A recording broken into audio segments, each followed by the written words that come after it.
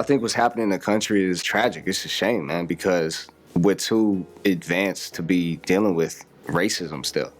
Like, just coming from my generation, like that concept is like obsolete. Like we're still talking about that. It kind of brings us back to like caveman. Like it doesn't really make sense to us. And there's always going to be differences in cultures and races and all that stuff. But that's what makes America, that's what makes the world dope, is that there's so much different stuff. And so to hear like stuff like Trayvon and all that stuff happening is like tragic. It really is like that. How is that even still happening? And you got to talk about it and you got to protest it, because otherwise it just you can't just let that go unnoticed, especially for like.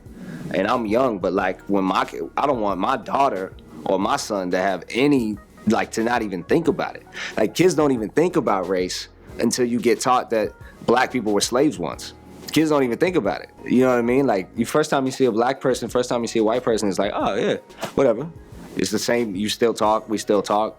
You speak my language, we still speak the same language. We've seen different things, but so to have this kind of racism subject being so talked about, it feels like we're talking about something that's obsolete, like, you know what I mean? Just at least for my generation, we don't really, it's like tragic to even, like it's the elephant in the room, like we don't even want to, you know what I mean? You got to talk about it, because otherwise it just gets left unnoticed, and then people fall victim to stuff and die, like, you know, like that's the shame that kids are out there getting killed, and kids are out there like getting arrested for stuff that's like just because they're this or that, you know what I mean? So it's a shame, man. Growing up in the Valley was, I mean, I was blessed, man. You know, I was middle class. We wasn't rich, but we wasn't poor. And just my parents are still together, and they wanted us to, like, you know, be smart kids.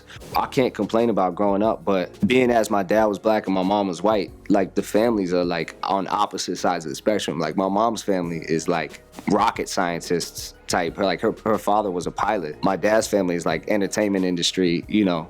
So it was kind of like a funny, it still is funny, just growing up and kicking it with the whole fam. All the kids are mixed, and it's just like a crazy clash of, because even my aunt, who's white, is married to my dad's brother, who's black. So it's like the whole family is just mixed. My dad's mom, who's black all the way back, was like, you marrying this little white girl? Like, you know what I mean? And my mom's parents were dead, but my mom's stepmom was like, well, what are we getting ourselves into? Like, it was kind of like it's kind of crazy to even think like that.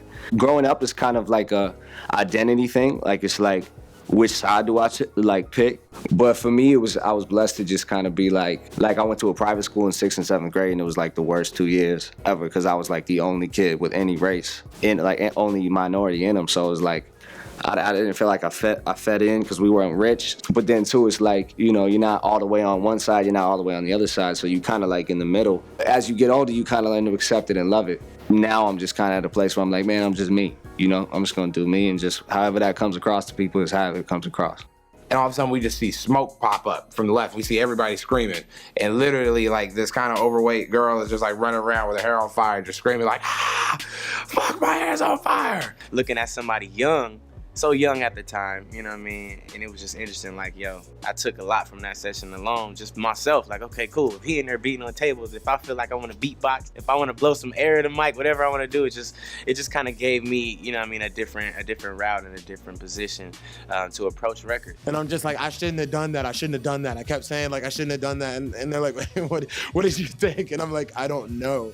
So I don't know what I took.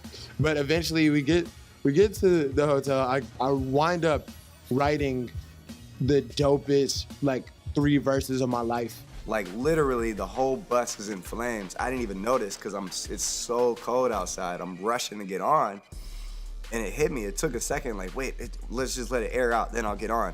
I was like, wait, no, it's on fire.